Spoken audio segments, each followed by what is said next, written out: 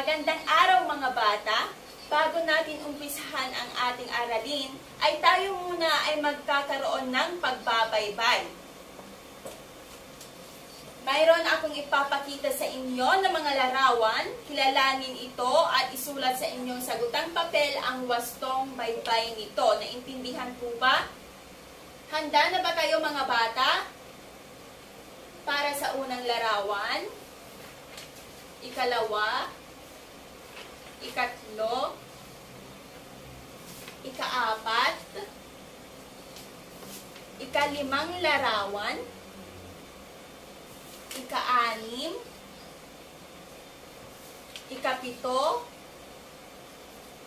ikawalo, ikasyam, at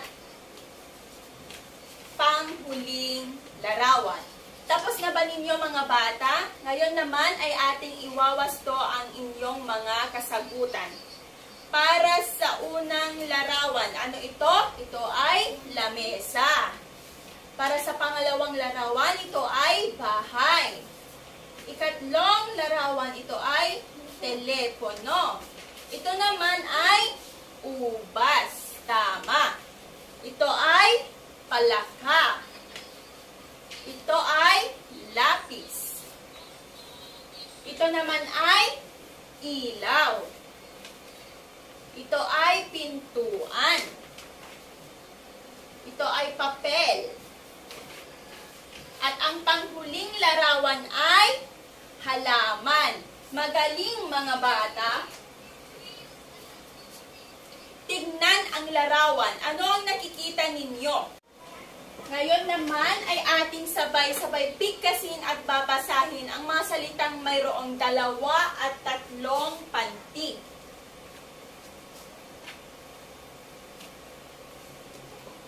Para sa 2 pantig, nanay, bata, mapa, hari, at tasa. Para sa 3 pantig, gagamba, masaya, masama, asahan, at alaga. 2 pantig, nanay, bata, mapa, hari, tasa. Mahusay.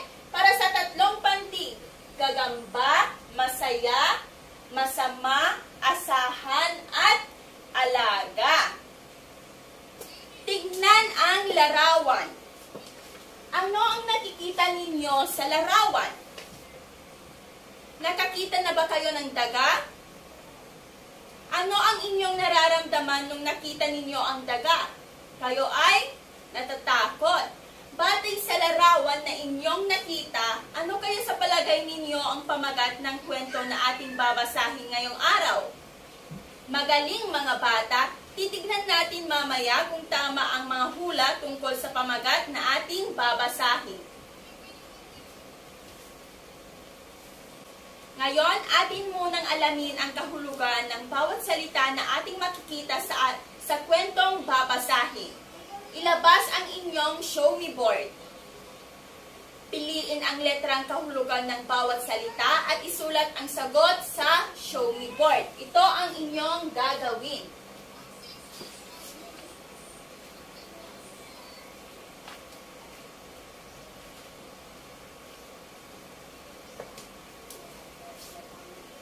Bibigyan ko kayo ng 5 minuto para sagutan ito.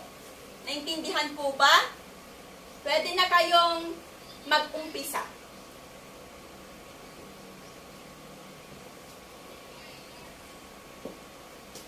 Tapos na ba ninyo mga bata? Atin namang itatama ang inyong mga kasagutan. Para sa una, ubuwi, maliit na daga o matandang daga. Ito ay maliit na daga, tama. Para sa ikalawa, naghahanap buhay, nagsisikap o nagtratrabaho. Siya ay nagtratrabaho, tama. Para sa ikatlo, maginhawa. Ano ang maginhawa? Madilim ba o maayos? Tama, ito ay maayos, mahusay mga bata. Mula doon sa larawan na ipanakita ko kanina, ating sabay-sabay na alamin kung bakit mahilig ang daga sa keso.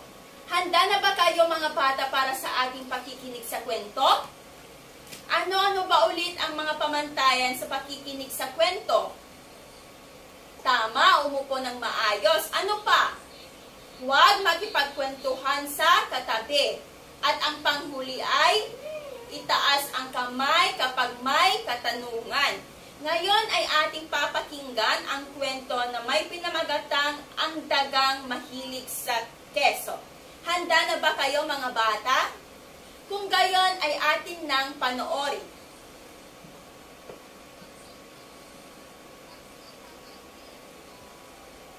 Ang dagang mahilig sa keso. Isinulat ni Ofelia Concepcion. Si Bubuit ay isang makulit na daga. Mahilig siyang kumain ng keso. Ang kanyang tatay ay nagtatrabaho sa pabrika ng keso, kaya laging may baong keso si Bubuit sa paaralan. Mahal na mahal si Bubuit ng kanyang mga magulang. Maginhawa ang buhay ni Bubuit. Lahat ng kanilang pangunahing pangangailangan ay natutugunan. Isang araw, natanggal sa trabaho ang ama ni Bubuit. Dahil sa sama ng loob, ito ay nagkasakit. Lahat ng kanilang naipon ay ipinambayad at ipinambili ng gamot hanggang sa wala na silang makain. Hindi nawala ng pag-asa ang nanay ni Bubuit. Siya muna ang naghanap buhay para sa kanilang pamilya. Habang si Bubuit ay nag-aaral ng mabuti at tumutulong sa mga gawaing bahay. Makalipas ang ilang buwan, ay gumaling ang tatay ni Bubuit. Siya ay muling nagkaroon ng maayos na hanap buhay. Naging maayos ang buhay ng pamilya ni Bubuit. Atin namang babalikan ang tanong natin kanina. Bakit mahilig ang daga sa keso? Magaling! Halatang nakinig kayong mabuti sa kwento. Yun naman ay ating pang mas unawain ang kwentong napakinggan. Ano ang nangyari sa kwento? Ano ang unang nangyari sa kwento? Tama, ang tatay ni Bubuit ay nagtatrabaho sa pabrika. Ano ang nangyari sa tatay ni Bubuit? Natanggal sa trabaho, tama. Anong paraan ang ginawa ng kanyang nanay upang sila ay may makain? Tama, ang nanay ay nagtrabaho. Paano naman nagwakas ang kwento? Makalipas ng ilang buwan ay gumaling ang tatay ni Bubuit at naging maayos ang pamumuhay nila.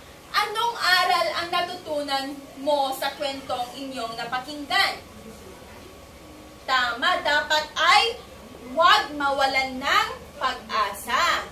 Narito ang isang gawain. Sagutin natin upang mas maunawaan natin ang kwento. Una, ano ang trabaho ng tatay ni Bubuit? Gumawa ng keso, gumawa ng kape, o gumawa ng tinapay? Siya ay gumawa ng keso, tama. Sino ang nagtatrabaho sa pabrika ng keso? Kuya ni Bubuit, ate ni Bubuit, or tatay ni Bubuit? Ang tatay ni Bubuit. Ikatlo, saan lagi nagdadala ng baong keso si Bubuit? Sa bukid, sa paaralan, o sa palengke? Sa paaralan. Bakit natanggal sa trabaho ang tatay ni Bubuit? Yumaman, yumabong, o nagkasakit? Siya ay nagkasakit. Ang panghuli, ano ang pamagat ng kwento? Ang dagang mahilig sa keso, ang dagang mahilig sa kape, o ang dagang mahilig sa tinapay? Tama, ang dagang mahilig sa keso. Ang mga pangyayari sa kwento ay napagsusunod-sunod sa pamamagitan ng paggamit ng mga salitang una, pangalawa, sunod, pagkatapos, at huli. Ang pagsusunod-sunod ng mga pangyayari ay nalalaman din batay sa pamatnubay na tanong at larawan. Handa na ba kayo sa ating gagawin? Ngayon naman ay hahatiin ko kayo sa 3 pangkat. Basahin mabuti ang mga panuto at sagutan ito. Ito ang bilang ng pangkat 1, pangkat 2, at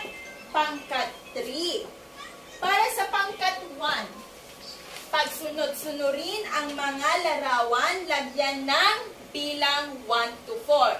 Ibibigay ko ito sa inyo at dito ninyo sasagutan. Pangkat 1. Para naman sa pangkat 2, pagsunod-sunurin ang mga pangyayari upang makabuo ng malinaw na kwento. Lagyan ng bilang 1 to 5 ang patlang.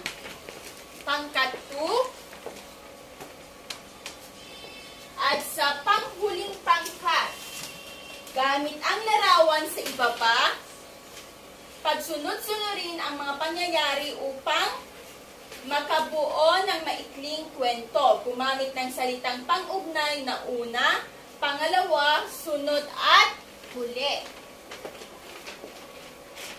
Bibigyan ko kayo ng 10 minuto upang sagutan ito. Naintindihan po ba? Pwede na kayong magsimula. Pag natapos ang inyong pangkat, ay pumalakpak ng 3 beses at isigaw ang bilang ng inyong pangkat. Tapos na ba ninyo? Pangkat 1, pangkat 2, pangkat 3. Ngayon naman ay pumili ng isang representative sa inyong grupo at ibahagi ang inyong kasagutan. Pangkat 1. Magaling. Pangkat 2. Mahusay. At papahuli ba ang pangkat 3? Magaling mga bata. Bigyan natin ng palakpak ang ating mga sarili. Narito naman ang inyong pang-individual na gawain.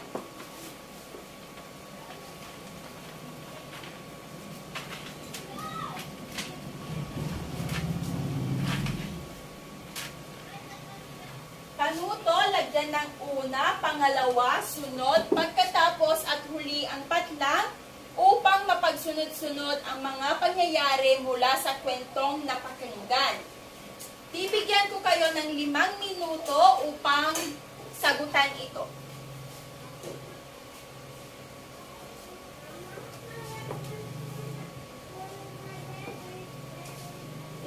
Tapos na ba ninyo mga bata? Ngayon naman ay ipasa na ninyo ang inyong mga papel sa harapan.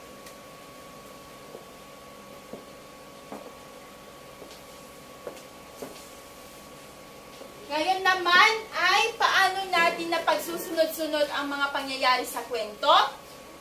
Tama, sa pamamagitan ng mga larawan. Bukod sa mga larawan, ano pa ang ginagamit natin? Ang paggamit ng bilang 1 to 5, magaling. Ano naman ang ginagamit natin sa pag-ugnay, sa pagbuo ng kwento? Tama, napakahusay mga bata. Basahin ang kwento, pagkatapos bibigyan ko kayo ng activity sheet mamaya. Ating babasahin ang kwento. Narito na si tatay. Abalang nagdidilig ng halaman sina Alma at Beth. Ang bunsong si Lina ay naglalaro. Nakita ni Lina na may tumigil na jeep. Nanaob ang tatay. May supot na dala ang tatay. Sumalubong ang mga bata sa tatay. Nagmano sila. Sumalubong din ang nanay. Inabot ng tatay ang supot sa nanay. Balot pala ang uwi ng tatay. Binigyan ng nanay ang mga bata ng balot at nagpasalamat sila. Masaya nilang kinain ang uwi ng tatay. Ngayon naman ay may gagawin kayong isang short quiz. Ito ay ang part A at part B. Ito ang part A at ito naman ang part B.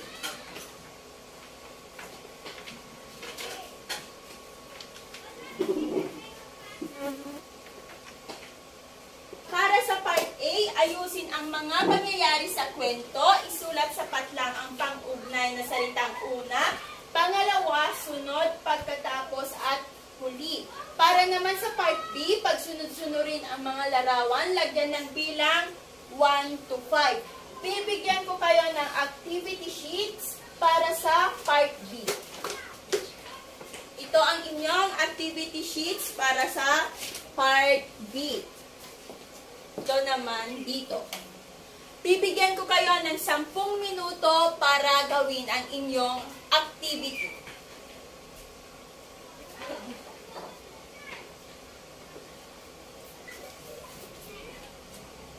Tapos na ba ninyo mga bata? Aking naman kokolektahin ang inyong mga kasagutan.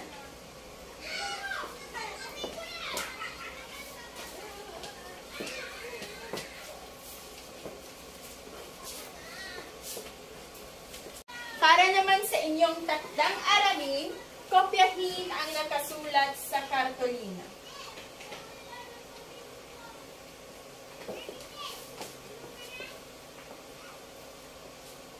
Tapos na ba ninyong kopyahin mga bata?